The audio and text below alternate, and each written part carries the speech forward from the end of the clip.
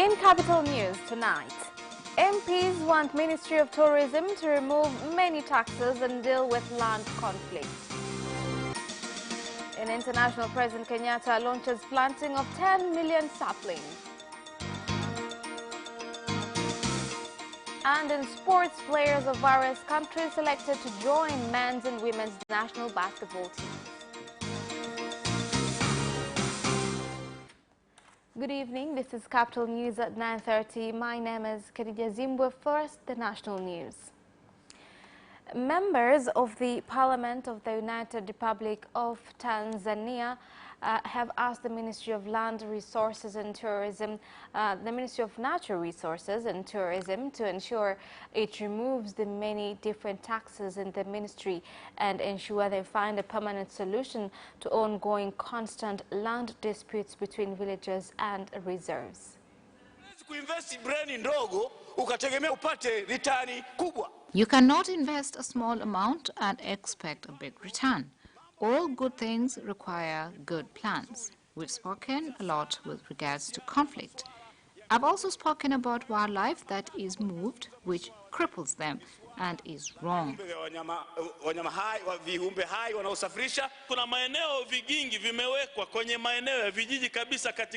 There are areas so close to residential areas, and if livestock trespass, then it is confiscated.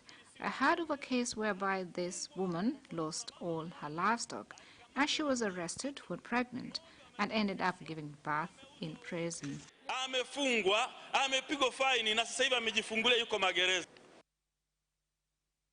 MP for Vunjo James Mbatia during the session and said that following the burning down of Ashira Secondary School dormitories, TANAPA should together with other stakeholders help return the school to normal, while Pauline Gekuli Babati MP asked that a solution be found for the Ngorongoro conflict. Familia ya Ashira Girls' School dormitories caught fire and more than 100 students are in need of help. This school is very close to Mount Kilimanjaro, so I asked TANAPA to look at how we can work together to redeem the current situation. ili iweze kuwa kwenye hali nzuri. Mimi ombi langu Mheshimiwa Waziri. Honorable Minister, my request to you is to return the document back to the Ministerial Council so that the conflict in Ngorongoro can be resolved in order to protect Ngorongoro National Park. The Minister of Land, Housing and Human Settlement Development, William Lukuvi, has said that destruction of cities in the country has been done by councillors who have not been using the city planning laws, as well as making decisions for officials and even firing them for overseeing laws.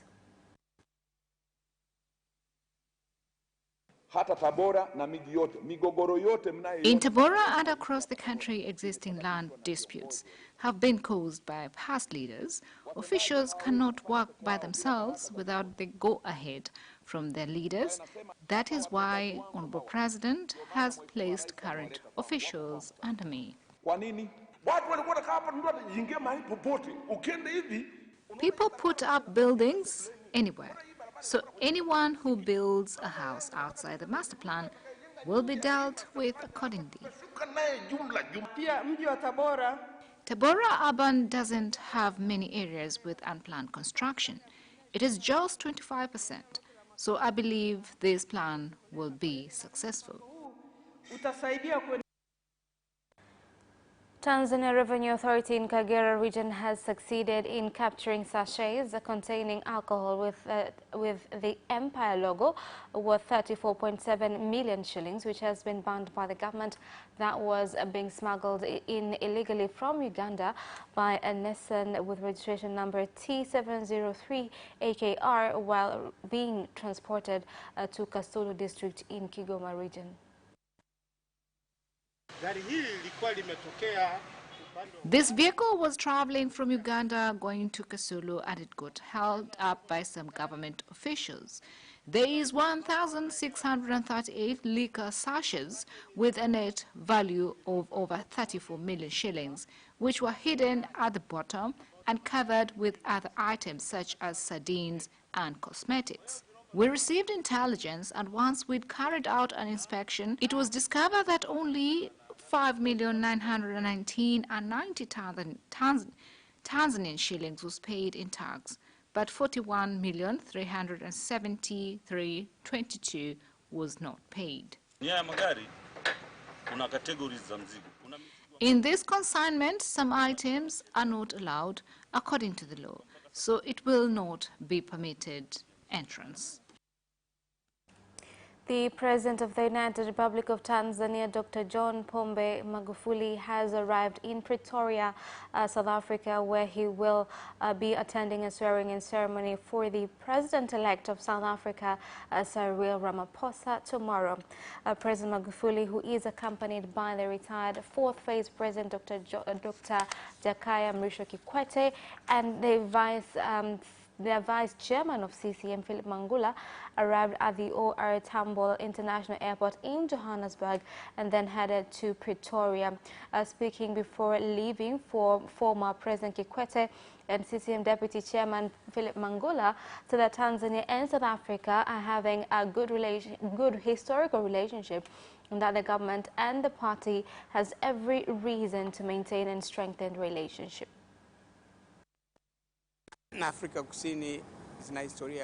Tanzania and South Africa have a long history. When ANC was banned from operating in South Africa, they moved to Tanzania and Mwalimu received them, and they were able to operate from here. So we have a very special relation. For the president to be invited and to accept is very comforting. So we ask others to strengthen this relationship between Tanzania and South Africa and between ANC and CCM.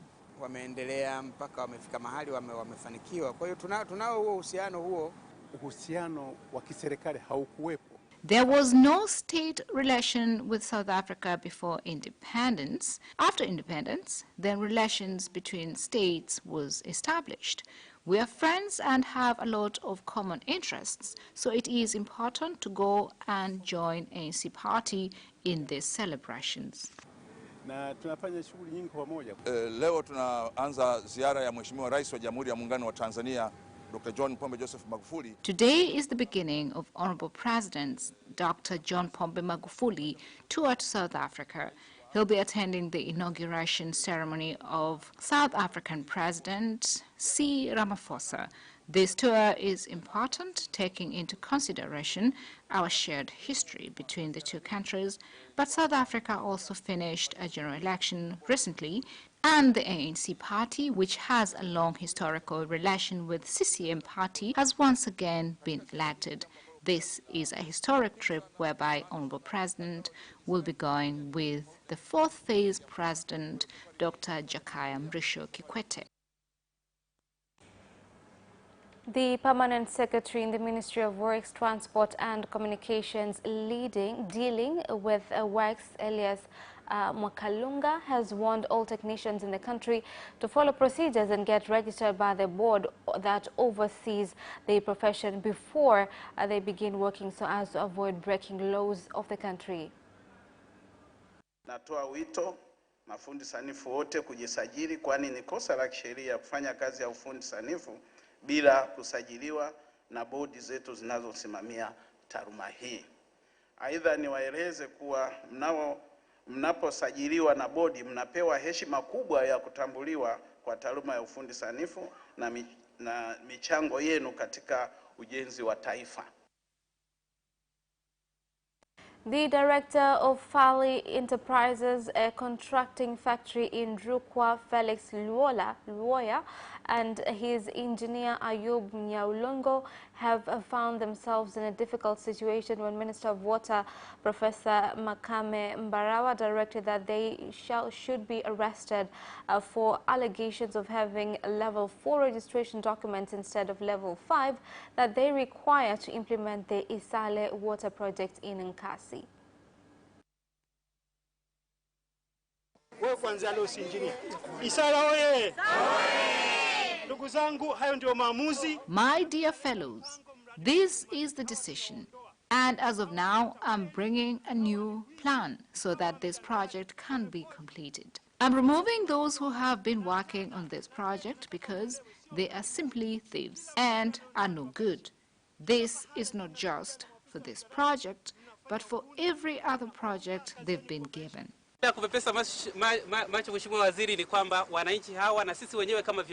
Honorable Minister, we the people are not happy with the speed of this project. Whatever progress that has been made happened in the last couple of days.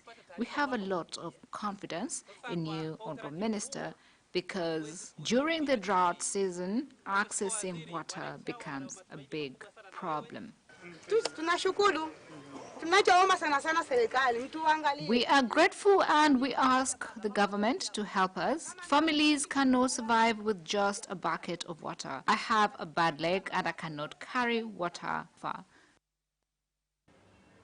The government has strengthened security at Ashira, a secondary school, after the fire that burnt down 2 separate dormitories yesterday, until the cause of the fire is determined.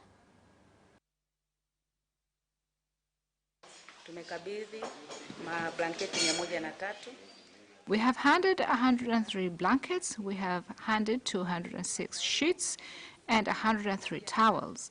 We have also handed 9 dozens of toothbrushes. We have handed 9 dozens of toothpaste. We have handed 9 dozens of lotion. We have handed 9 dozens of slippers, as well as 9 dozens of socks, 515 exercise books, 3 counter books. We have also handed 5 cartons of soap. All these things are worth 7,960,000.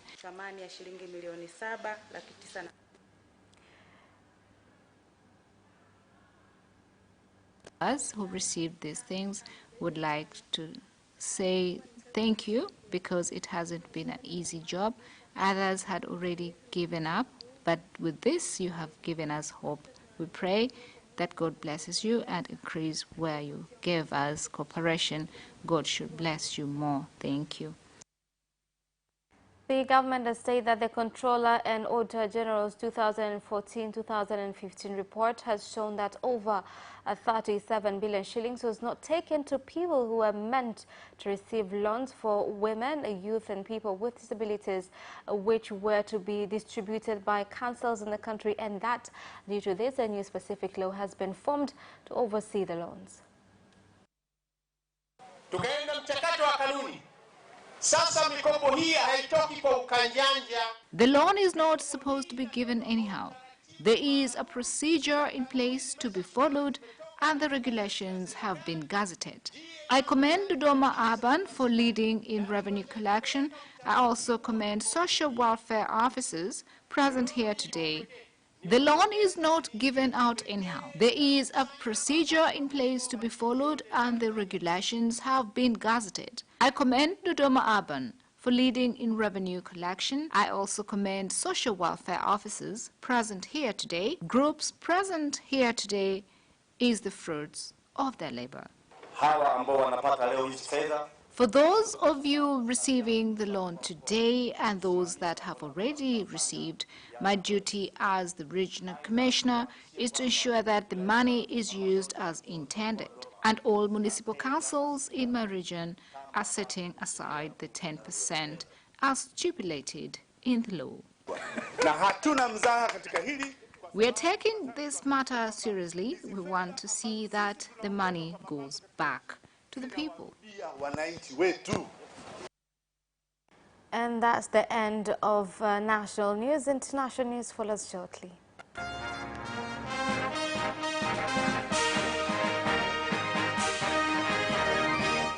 And in international news, a few months after a warning of an extended period of drought and summer, President Uhuru Kenyatta has now warned that if Kenyans do not take action and plant sparlings, and then Kenya might turn into a desert in the not-so-distant future.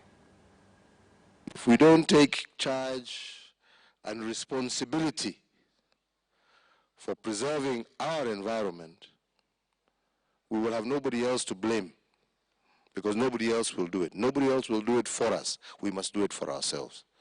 And I'm very happy actually today to have with us the chairman of the Council of Governors, and I'm hoping, Wana Chairman, that you will also encourage your own governors to push through with this initiative to achieve this 10% forest cover by 2022. This is not, and I repeat again, not just for us, but this is for future generations. This is for the preservation of our country going forward. And in Mombasa, police officers have said that university student Salem Mohammed Rashid, aged 23, who was arrested at Moi International Airport, was planning to commit a terror attack and is suspected of being a member of ISIS.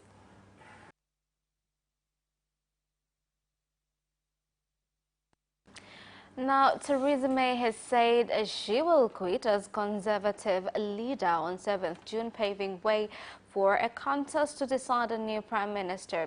She said she had done her best to deliver Brexit, and it was a matter of deep regret that she had been unable to do so. Ever since I first stepped through the door behind me as Prime Minister, I have striven to make the United Kingdom a country that works not just for a privileged few, but for everyone, and to honour the result of the EU referendum. Back in 2016, we gave the British people a choice. Against all predictions, the British people voted to leave the European Union. I feel as certain today as I did 3 years ago that in a democracy, if you give people a choice, you have a duty to implement what they decide. I have done my best to do that. I negotiated the terms of our exit and a new relationship with our closest neighbours that protects jobs, our security and our union.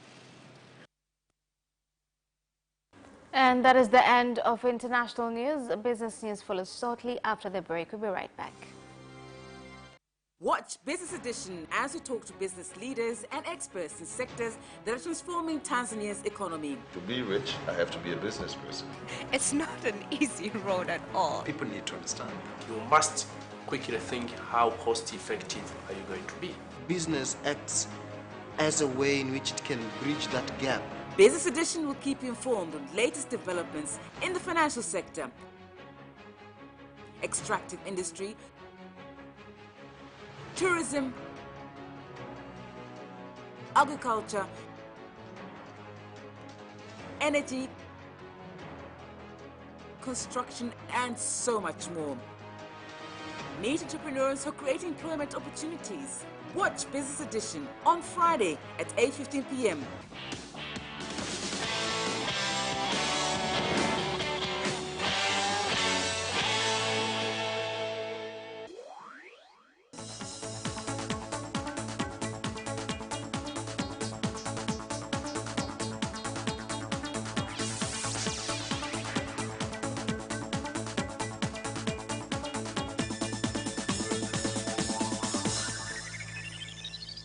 Welcome back, and in business news tonight.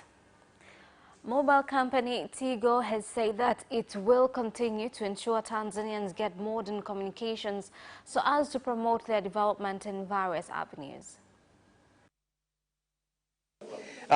Wateja wetu ambao walikuwa wanazoea kununua simu za Samsung. These phones use 4G network, which is available throughout the country. Today, Tigo is cooperating with Samsung because we want to give our clients good services using good quality products with 24 months warranty. Tigo kama kampuni ya mawasiliano. Tanzania Private Sector Foundation, TPSF, the National Economic Empowerment Council and the Energy and Water Regulatory Authority, EWURA, have come together to motivate entrepreneurs in the country to participate fully in opportunities to be found from River Rufiji electricity shoring project. We want to discuss, we want to tell the private sector, we want to tell Tanzanians, we want to tell job seekers that there is an opportunity for them to participate in the this lucrative project that has been signed already, but also that will be paid by the government of Tanzania. So we want to really talk about the opportunities, and that will be done on the 11th. The venue of the meeting will be at the Mwalimu Nyerere Convention Center, JNCC, and we hope Tanzanians, they will see it as an opportune time for them to be able to participate in this project. As part of this program, we'll organize in such a way that the contractor who is going to build the Rufiji Dam is also presenting to the government of Tanzania the local content plan.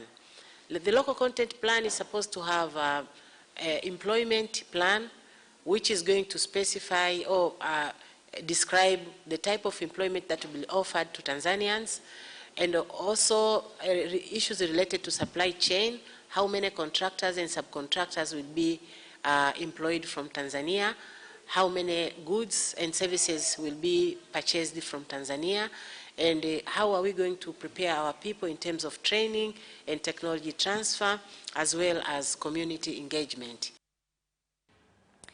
Mobile company Halotel has launched a new service called Mpango Mzima, which provides affordable internet services.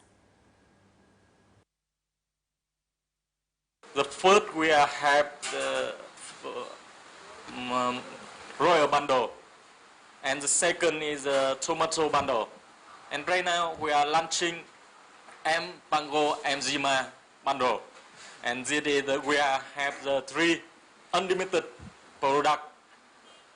With Royal Bundle, we unlimited data, high-speed internet, and with Tomato, we are unlimited for call to all network. And right now, with Mpango Mzima, the customer can using free internet with high speed and free call to all network with the small entry code. Small cost is mean 18,000 shilling only. Halotel kama mtandao wa simu tumesambaa. As a mobile company, we are accessible in many parts of the country. We have 3 pillars that make Halotel special: availability throughout the country, high-speed internet, and offering services at affordable costs. This year, we've planned to cater for our customers in those key areas, kulingana na mahitaji yao katika nyanja 3 tofauti. And that is the end of business news. Sports news follows shortly after the break.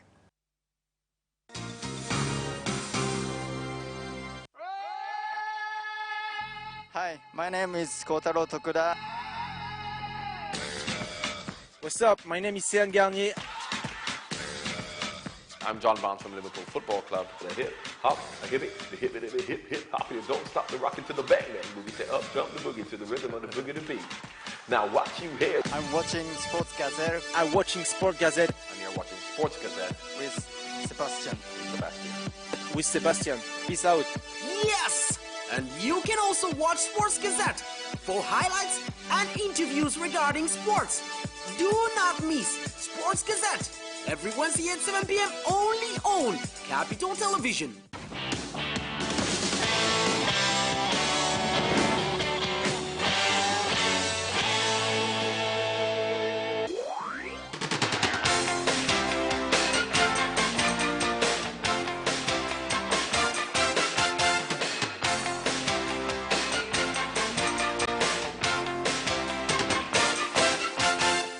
And in sports news, players from the United States of America, Canada, and several African countries, including Uganda and Seychelles, have been selected to join the national men's and women's basketball teams that will represent the country in the Zone 5 championships that will take place from June 25th to July 1st this year in Uganda. We expect our senior clubs to participate in this competition. We know it has been a long time since these teams participated in international competitions for both men and women. So this time, the Tanzania Basketball Federation has decided that we must participate. The National Karate Association has requested the government to give them participation in the 2020 Olympics so that they can bring medals to the country. I was just making a call to my leaders here. If possible, even in the 2020 Olympics, we should be given an opportunity. We'll perform wonders in Tokyo. Even Tanzanians will be surprised. Even if we send just 5 fighters, we just need to be told from now on that we should prepare them as they are ready. Kawhi Leonard scored 35 points and the Toronto Raptors bet the Milwaukee Bucks 105-99 to take a 3-2 lead in the Eastern Conference Finals. Here are more details. Leonard showed no obvious signs of the leg soreness that bothered him in Toronto's victories in the previous 2 games, hitting the 30-point mark for the 4th time in the series. He made 5 3-pointers and had 7 rebounds and 9 assists. Fred VanVleet scored 21 points, hitting 7 threes. Kyle Lowry added 17 as the Raptors put themselves in position to advance to the NBA Finals for the first time. A victory at home Saturday will set up a matchup with 2-time defending champions, Golden State. Bayern Munich have made Leroy Sané their #1 transfer target this summer and are preparing a bid of around £70 million for the 23-year-old German international. Here are more details. Winger, who has been in and out of the city's starting lineup this season, is believed to be keen on a move back to Germany, having arrived in England from Schalke in 2016. Bayern, who won the Bundesliga for the 7th successive time last weekend, will lose 2 long-serving wide players in Arjen Robben and Frank Ribery this summer and are looking to rejuvenate an aging squad. The German champions have already spent almost £100 million on French defenders Lucas Hernandez and Benjamin Pavard, while teenage Canadian winger Alphonso Davies has made only brief substitute appearances since joining in January. Real Madrid have responded angrily to an apparently light-hearted comment by Tottenham's manager that the London club were denied permission to stay at their training ground before the Champions League final. Here's more on the report. Spurs are set to use the training complex at Valdebebas in the build-up to the match against Liverpool in the Spanish capital on 1st of June. In a response to the Spanish radio sports podcast El Partidazo de Cope, Pochettino had said the Real Madrid president Florentino Perez turned down a request to let the squad sleep at Real Madrid's sports center. I asked Florentino to let us sleep in the sports center, but he told me that I can only sleep there when I become the coach of Real Madrid, he said. This prompted a statement from Madrid on Friday, which read, Real Madrid CF is surprised by the demonstrations made by the coach of Tottenham Hotspur, Mauricio Pochettino, about a supposed request made to a club so that his team could stay in the residence of the Real Madrid city on the occasion of the final of the Champions League. Real Madrid champions wants to make it clear that it is outright false that this request was produced. Our club has always shown its absolute availability to meet all the requests made by UEFA, the Royal Spanish Football Federation, Club Atlético de Madrid, Liverpool FC and Tottenham Hotspurs. And that's Sports Item ends our news bulletin for tonight. My name is Khadija Zimbwe. Thank you for watching and good night.